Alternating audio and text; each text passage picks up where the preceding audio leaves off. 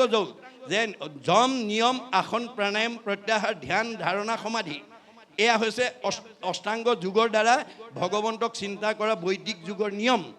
এই নিয়মেও যিজনক নাপায় আনে কোনো অষ্টাংগ যোগক আদি কৰি সৰ্বকৰ্ম কৰিও নিচিনে মহাহৰি প্ৰাণহৰি।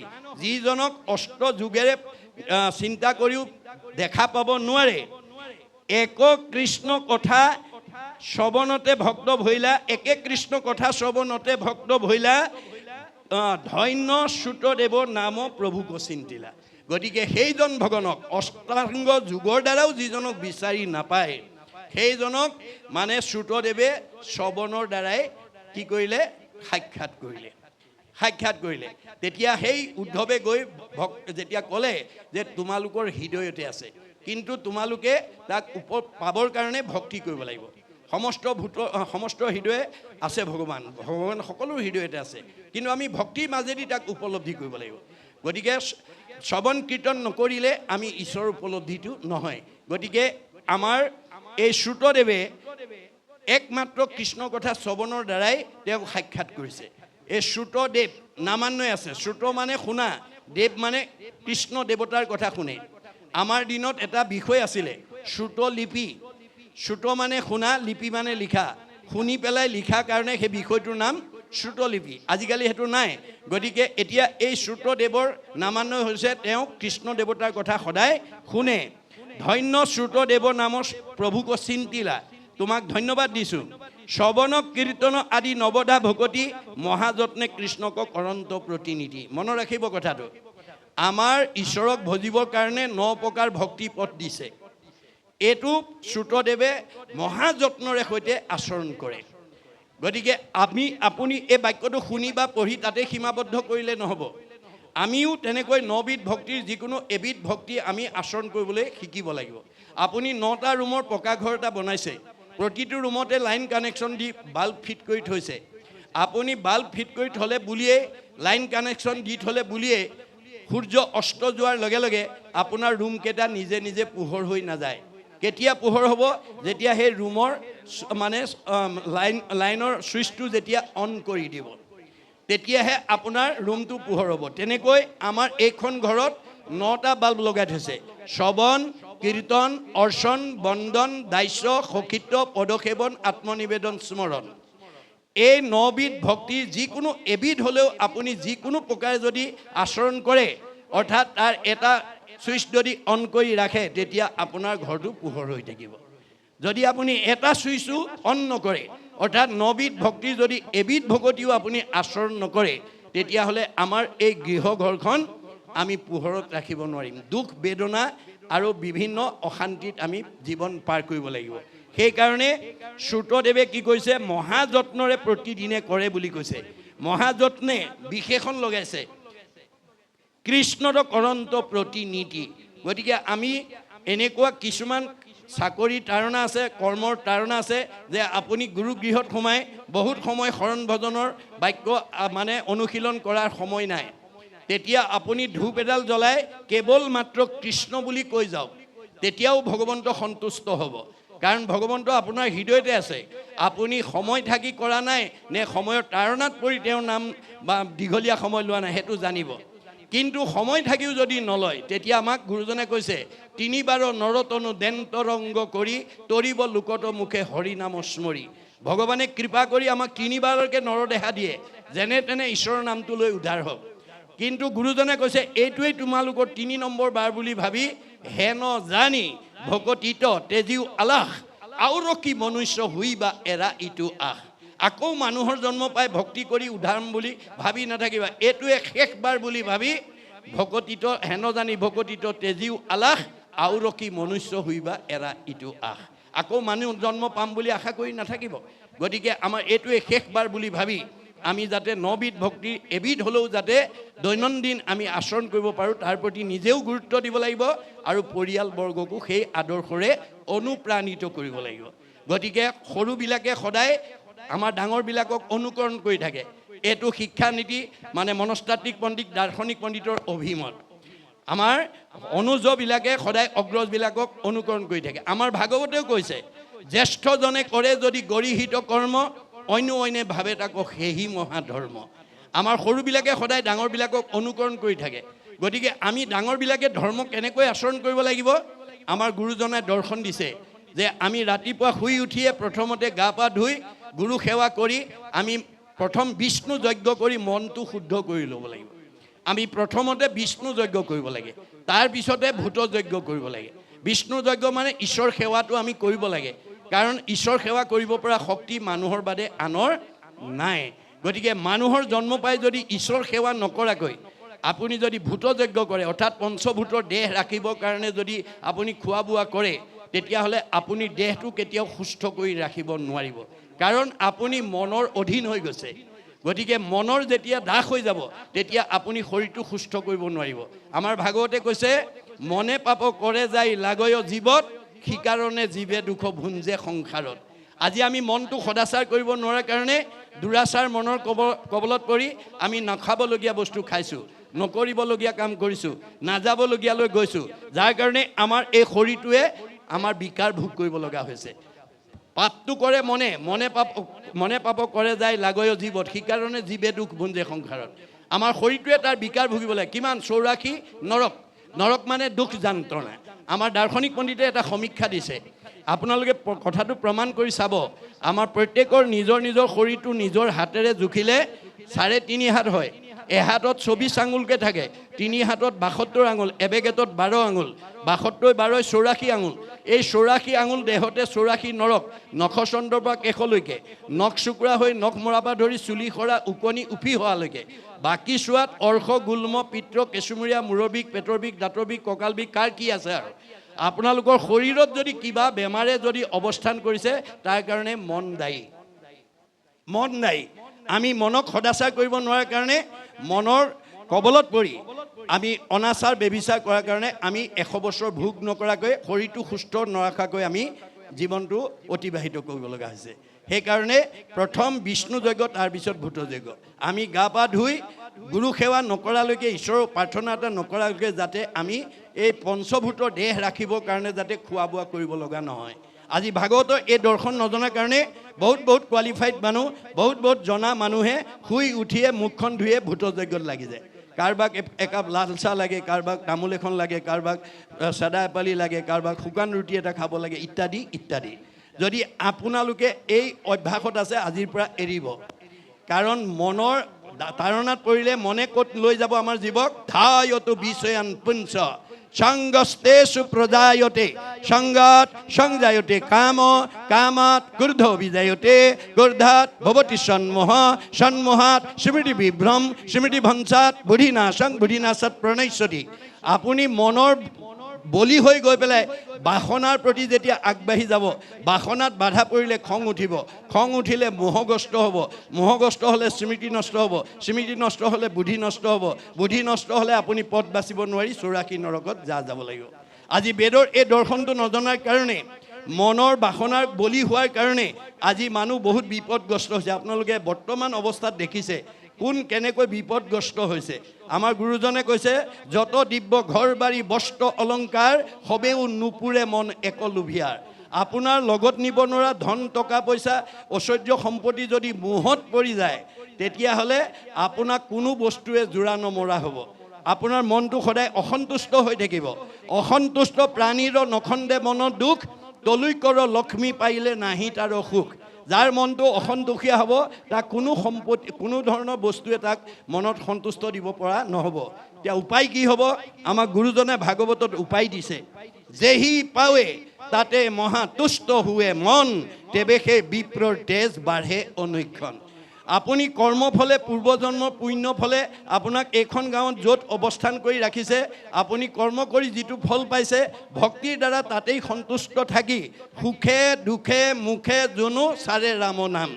গতিকে সুখ দুখ সকলো সময়তে যদি ঈশ্বৰৰ নাম লয়, তেতিয়া তেজ মানে শক্তি, তেজ মানে প্ৰভাৱ, তেজ মানে চেহেৰা, তেজ মানে কমনীয়তা, তেজ মানে পৰমায়ুস বাঢ়ি যাব।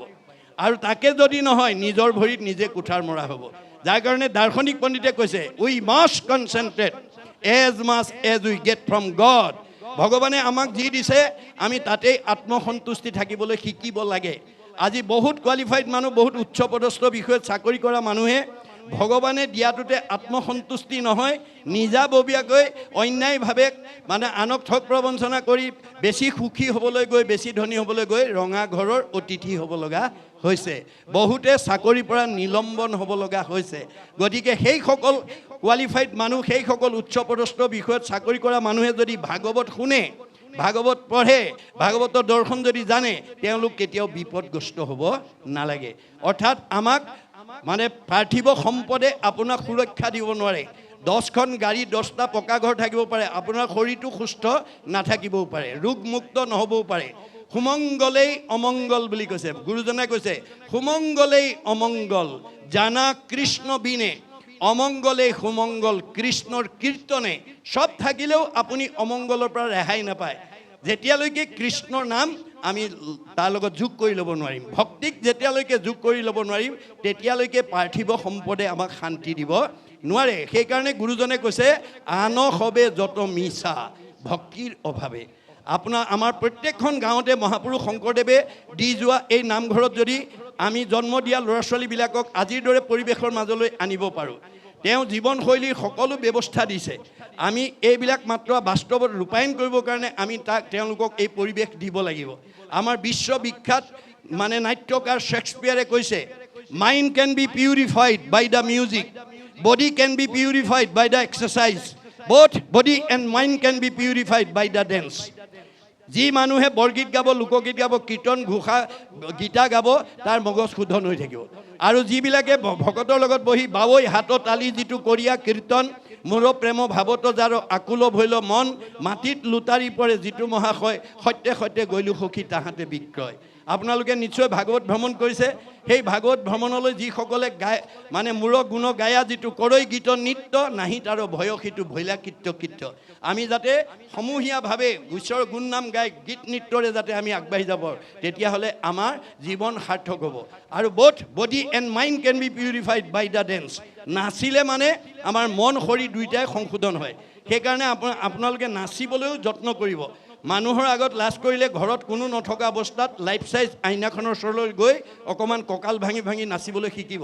তেতিয়া দেহ মন দুটা শোধন হ'ব আৰু আপোনালোকৰ আনন্দ হ'ব, আয়ুস বাঢ়িব। মনত ৰাখিব, শংকৰদেৱে সেই সমস্ত তথ্য আমাক দিছে।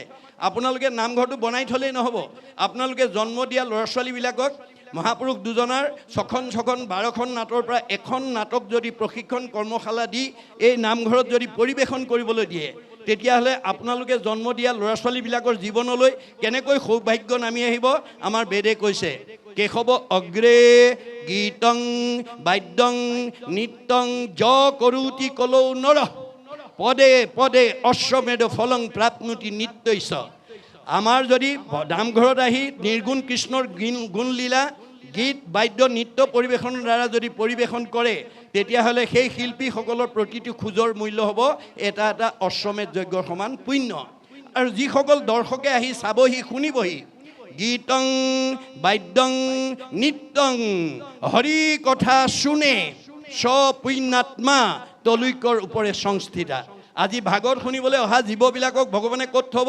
তলৈকৰ ওপৰত, বৈকুণ্ঠত। মনত ৰাখিব, আমি যাতে প্ৰত্যেক দিনে একক্ষণ 4 মিনিট সময় আমাৰ ঘৰখনৰ প্ৰতিজন সদস্যই যাতে ঈশ্বৰৰ কথা কোৱা শুনা গোৱাৰ নামত যাতে আমি দিব পাৰোঁ, তেতিয়াও আমাৰ জন্ম সাফল হ'ব। যদি 4 মিনিট সময়ো আমাৰ দিবলৈ যদি সময় নোলায়, তেতিয়াহ'লে আমাৰ শৰীৰ সুস্থ কৰি ৰাখিব নোৱাৰিম। অৰ্জুনক কৈছে সাৰথীৰ কহোঁ ভেদ লোৱা তাৰ পৰিছেদ, আনে নজানয় মহামতী যিগোটা যে মহাৰথী ৰথেশ্বৰী কৰা গতি, ৰথপনো চলাৱে সাৰথী। হে অৰ্জুন, তুমি যিখন ৰথত উঠি মহাৰথী হিচাপে যুদ্ধত অৱতীৰ্ণ কৰিছা, কৰ্মত অগ্ৰগতি কৰিছা, সেই ৰথখন মই পৰিচালনা কৰি আছোঁ। সকলো সময়তে মনত ৰাখিবা, অৰ্জুনৰ ৰথখন অৰ্জুনক মাত্ৰ বেছ কৰি লৈছে, আধা ৰূপে আমাক কৈ আছে। অৰ্জুনৰ ৰথখন যদি কৃষ্ণই পৰিচালনা কৰিছে, আমাৰ ৰথখন কোনে পৰিচালনা কৰিছে? আমাৰ ৰথখনৰ নাম কি? দেহ ৰথ, ঘোঁৰা মন, ইন্দ্ৰী প্ৰাণ সেনাগণ, বিষয় অৰণ্য ভৈলতাৰ। আজি আমাৰ বহুত সমাজৰ বহু সংখ্যক মানুহে বিষয়ত ইমান বিমুগ্ধ হৈ গৈছে, যিজন থকাৰ কাৰণে চকুৰে দেখিছোঁ, কাণেৰে শুনিছোঁ, মুখেৰে খাইছোঁ, হাতেৰে কৰিছোঁ, ভৰিৰে গৈছোঁ, জীয়া মানুহ হৈ আছোঁ। যিজন থকাৰ কাৰণে সেইজনৰ কথা শুনিবলৈ, সেইজনৰ কথা ভাবিবলৈ, সেইজনৰ কৰ্ম কৰিবলৈ, সেইজনৰ ঠালৈ যাবলৈ আমাৰ সময়ৰ অৱকাশ নাই। তেতিয়াহ'লে আমাৰ এই ৰথখন কেতিয়াও ভালদৰে নচলিব। বিভিন্ন বিকাৰে আমাক সামৰি ল'ব। মনত ৰাখিব কথাটো। এই তথ্য আমাক দি আছে ভাগৱতৰ মাজেদি, কেৱল জীৱনশৈলীৰ পদ্ধতিৰ কথা কৈ আছে, নিয়মৰ কথা কৈ আছে। গতিকে এওঁ কি কৰিলে যে কৃষ্ণত ভকতি বিপ্ৰ ভৈল পূৰ্ণ কাম। আমাৰ মনৰ কাম কোনে পূৰণ কৰিব? আমি প্ৰত্যেক দিনে ৰাতিপুৱা শুই উঠাৰ পৰা গধূলা খোৱালৈকে, জন্মৰ পৰা মৃত্যুলৈকে আমাৰ পৰিয়ালবৰ্গ কোনো নহয় কোনো ক'ৰবালৈ যাত্ৰা কৰি যায়, আৰু ৰাতিপুৱা শুই উঠাৰ পৰা গধূলা খোৱালৈকে কিবা নহয় কিবা আমি কাম কৰোঁ। আমাৰ যাত্ৰাৰ লগত কি থাকে? আমাৰ এটা লক্ষ্য বা উদ্দেশ্য থাকে। লক্ষ্য আৰু উদ্দেশ্য নোহোৱা কোনো যাত্ৰা কোনো মানুহে নকৰে। কিন্তু আপোনাৰ যাত্ৰাৰ লক্ষ্য বা উদ্দেশ্য, আপুনি কৰা দৈনন্দিন কৰ্মবিলাকৰ কামনা বা বাসনা, আমি ৰাতিপুৱা শুই উঠাৰ পৰা গধূলা খোৱালৈকে যিবোৰ কৰ্ম কৰোঁ, সেই কৰ্মবিলাকৰ মাজত আমাৰ কি থাকে? এটা কামনা বা বাসনা জড়িত হৈ থাকে। কামনা বাসনা নোহোৱা কোনো কাম কোনো মানুহে নকৰে। এতিয়া আমাৰ প্ৰশ্ন হ'ল, আপোনাৰ যাত্ৰাৰ লক্ষ্য বা উদ্দেশ্য আৰু কৰ্মটোৰ কামনা আৰু বাসনা কোনে পূৰণ কৰিব? গুৰুজনাই কৈছে ভগৱন্তই পূৰণ কৰিব। ভগৱন্ত পূৰ্ণ কাম, আমি অকাম। তেওঁ স্বতন্ত্ৰ, আমি পৰতন্ত্ৰ। আপুনি বহুত দিনৰ আগৰ পৰা ক'ৰবালৈ যাম বুলি ভাবিলেও নিৰ্দিষ্ট দিনা যাব নোৱাৰিবও পাৰে, যদি ভগৱন্তই যাব নিদিয়ে। খাম বুলি বাঢ়ি লোৱা ভাত কাঁহীও খাবলৈ নাপাব পাৰে, যদি ভগৱন্তই খাব নিদিয়ে। শুম বুলি পাৰি লোৱা বিচনাখনতো শুবলৈ নাপাব পাৰে, যদি ভগৱন্তই শুব নিদিয়ে। ভগৱন্ত স্বতন্ত্ৰ, আমি পৰতন্ত্ৰ। আৰু আমি কৰা কামবিলাকৰ কামনা বাসনা তেওঁ পূৰণ কৰিব। কেনেকৈ কৰিব লাগিব? যত ধৰ্ম কৰ্ম কৰা কৃষ্ণত অৰ্পণ, তেবে অপ্ৰয়াসে সিজিবেক প্ৰয়োজন। পদ্ধতি শিকাই আছে যে আমি কামবিলাক কৰোঁতে মই কৰিছোঁ বুলি ভাবি নকৰিব। মই কৰিছোঁ বুলি ভাবিলে অহংকাৰ হ'ব। সমস্ত কৰ্মক মই কৰোঁ বুলি মানে অহংকাৰ বুলি তাকো জানিবা আপুনি। অহংকাৰে সৈতে কৰা কাম কেতিয়াও ভগৱানে আপোনাক সফল কৰি নিদিয়ে। যাৰ কাৰণে যশোদাই দধি বান্ধ ভঙাৰ কাৰণে কৃষ্ণক ধৰি নি ৰাজভঁৰালৰ জৰিয়ে বান্ধিবলৈ চেষ্টা কৰিছে, কিন্তু দুৱাঙুলে নাটে। আকৌ জোৰা দিয়ে, দুৱাঙুলে নাটে। কি দুৱাঙুলে নাটে?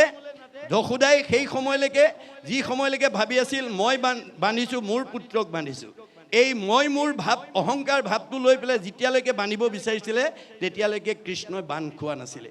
অহংকাৰে আমি ঈশ্বৰক বান্ধিব নোৱাৰোঁ। আপুনি মইনো কোন? তেওঁৰ বাহন গৰুৰ পক্ষীয়ে এদিন মনতে ভাবিছিল, মোৰ সমান বলৱান প্ৰাণী পৃথিৱীত দ্বিতীয় নাই। মনতে ভাবিছিল। ভগৱান চবৰে হৃদয়তে আছে, সমস্ত ভূতৰে মই আছোঁ হৃদয়ত। আপুনি কি ভাবে চব জানে, আপোনাক তেওঁক জনাব নালাগে। এওঁ অহংকাৰ হৈ গ'ল।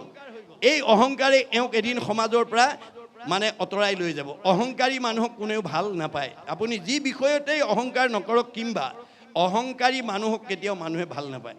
তেতিয়া ভগৱানে ভাবিলে, এইটো কেৱল মাত্ৰ বেছ কৰি লৈছে, মানে গৰুৰ পক্ষীক আমাক কৈ আছে যে গৰুৰ পক্ষীয়ে ভাবিছিল মোতকৈ বলৱান আৰু দ্বিতীয় প্ৰাণী নাই, মোৰ পিঠিত নুঠিলে ভগৱন্ত এখোজো কেনিও যাব নোৱাৰে। এই মনৰ ভাৱটো লোৱাৰ লগে লগে ভগৱানে গম পালে, এওঁ অহংকাৰ হ'ল। গতিকে এওঁ অহংকাৰটো যদি মই মানে মাৰি নেপেলাওঁ, অৰ্থাৎ সংস্কাৰ কৰি নিদিওঁ, মৰা মানে সংস্কাৰ দেই। আমাৰ গকুলত কৃষ্ণই বাল্যকালৰ পৰাই কেইবাজনো অসুৰ মাৰিছে। অঘাসুৰ, বকাসুৰ, প্ৰলম্বাসুৰ, অৰিষ্টাসুৰ, পুতনা, ব্যোমাসুৰ, ধনুকাসুৰ। এইবোৰ আচলতে কি কৰিছে? আমাৰ জন্মগতভাৱে যিবিলাক আসুৰিক প্ৰবৃত্তি, ইনবৰ্ণ, মাক বাপেকে জানে ল'ৰাটো জন্মগত বেয়া দুখ কি আছে, খঙাল নে, অসন্তোষীয়া নে, কলহপ্ৰিয় নে, পঢ়া শুনাত মনোযোগ নাই নে, দুষ্টালি স্বভাৱ আছে, মাক বাপেকেহে জানিব। গতিকে আপুনি জানিলেই নহ'ব, সেইটো মাৰিব লাগিব, অৰ্থাৎ সংস্কাৰ কৰি দিব লাগিব। মৰা মানে সংস্কাৰ। গকুলত কৃষ্ণই বাল্যকালতে এই অসুবিলাক বধ কৰা মানে, মৰা মানে সংস্কাৰ কৰিছে। অৰ্থাৎ কি সংস্কাৰ কৰিছে? আসুৰিক প্ৰবৃত্তিবিলাকক সংস্কাৰ কৰিছে। আমি সৰুৰ পৰা ল'ৰা ছোৱালীবিলাকৰ আসুৰিক প্ৰবৃত্তিবিলাকক যদি সংস্কাৰ কৰি নিদিওঁ, তেওঁলোকে ভৱিষ্যত ভাল মানুহ হ'ব নোৱাৰে। তেওঁ এই অসুৰবিলাক যদি বাল্যকালতে নামাৰে, তেতিয়াহ'লে তেওঁ 7-8 বছৰ বয়সত ব্ৰজৰ গোপীসকলৰ লগত তেওঁ মহাৰাস কৰিব নোৱাৰে। মহাৰাস কৰোঁতে ব্ৰজৰ গোপীসকলৰ লগত কৃষ্ণই যেতিয়া মহাৰাস কৰিছিল, তেওঁ তেতিয়া বয়স আছিল 7-8 বছৰ। সেইকাৰণে অনংগ কেলি বুলি কোৱা হয়, অৰ্থাৎ অংগ কেলি তেতিয়ালৈকে হোৱা নাছিল। এই তথ্যই আমাক কি দিছে? যে আমি সৰুৰ পৰা আসুৰিক প্ৰবৃত্তিবিলাক ল'ৰা ছোৱালীৰ মনৰ পৰা আঁতৰ কৰিব লাগিব। তাৰ কাৰণে আপোনালোকৰ ঘৰলৈ অহা আলহী অতিথি ভকত বৈষ্ণৱৰ ওচৰত আপোনালোকৰ সচেতন মাক বাপেকেহে জানিব তেওঁৰ স্কুললৈ পঠিওৱা ল'ৰাটো বা ছোৱালীটো কোন বিষয়ত দুৰ্বলতা আছে? অংকত দুৰ্বলতা নে, ইংৰাজীত দুৰ্বলতা নে, সমাজ অধ্যয়নত দুৰ্বলতা নে, বিজ্ঞানত দুৰ্বলতা নে, ছবিত দুৰ্বলতা? সচেতন মাক বাপেকেহে জানিব। আমাৰ ভাগৱতে কৈছে তুমি ল'ৰাটো বা ছোৱালীজনী কোনোবা এটা বিষয়ত দুৰ্বলতা আছিল বুলি সিমানতে সীমাবদ্ধ কৰিলে নহ'ব, তাক সবলতালৈ অনাৰ ব্যৱস্থাটো ভাগৱতৰ নীতিৰ মাজেদি কৰিব লাগিব। অৰ্থাৎ আমাৰ ঘৰলৈ অহা সন্ত মহন্ত ভক্ত বৈষ্ণৱ সাধু বৈষ্ণৱৰ ওচৰত আমি ল'ৰাটো বা ছোৱালীজনী আশীৰ্বাদ ল'ব লাগিব। প্ৰভুক ল'ৰাটো অংকত বৰ দুৰ্বলতা, ছোৱালীজনী ইংৰাজীত বৰ, কৃপা কৰি অকণমান আশীৰ্বাদ দিয়ক। 10জনে যদি মূৰত হাত দি ঈশ্বৰে কৃপা কৰিব ভালকৈ বছ। সজনৰ আশীৰ্বাদে মিলে কৃষ্ণৰ প্ৰসাদ। আমাৰ কলি যুগত কাৰো ঘৰলৈ বৈকুণ্ঠপতি কৃষ্ণ আহি ল'ৰা ছোৱালীকেইটা পঢ়া শুনাত ভাল হ'ব, পৰীক্ষা ভাল হ'ব, মানে আয়ুষ্মান ভৱ, ঘৰখন মংগল হ'ব বুলি কৃষ্ণ বৈকুণ্ঠৰ প্ৰতি নাহে। কোন আহিব? হৰিৰ মূৰ্তিক হৰি ভক্তক দেখিবা, শক্তি অনুৰূপে তাৰ প্ৰীতি আচৰিবা। আমাৰ ভগৱন্ত মূৰ্তিৰূপে ভকত আহিব। কলি যুগৰ মানুহে কৃষ্ণক পাবলৈ পাব, কেনেকৈ পাব? গীতা ভাগৱতত কৈছে, কৃষ্ণক পাইবাৰ জানা ভকতিষে পন্থ, ইহাক কহে গীতা ভাগৱত গ্ৰন্থ। গীতা ভাগৱতে কৈছে যে কলি যুগৰ মানুহে কৃষ্ণক পাবলৈ হ'লে ভকতিৰ মাধ্যমেদি পাব। আৰু সেই ভকতিটো কৰিব লাগিব, ভকতত ভকতি দানে কৰো গুৰু দায়া তনয় অধিক। আমি জন্ম দিয়া ল'ৰা ছোৱালীকেইটাতকৈও আমি ভকত বৈষ্ণৱৰ প্ৰতি শ্ৰদ্ধা ভক্তি মৰম চেনেহটো বেছি হ'ব লাগিব। ভকতে যদি আশীৰ্বাদ দিয়ে ভগৱানে কৃপা কৰিব। এয়া হৈছে এই শেষ দশমৰ মানে দৰ্শন। ভগৱানে কৈছে সজনৰ আশীৰ্বাদে মিলে কৃষ্ণৰ প্ৰসাদ। গতিকে এই আদৰ্শৰে আমি উঠি অহা প্ৰজন্মক আমি আগুৱাই নিব লাগিব।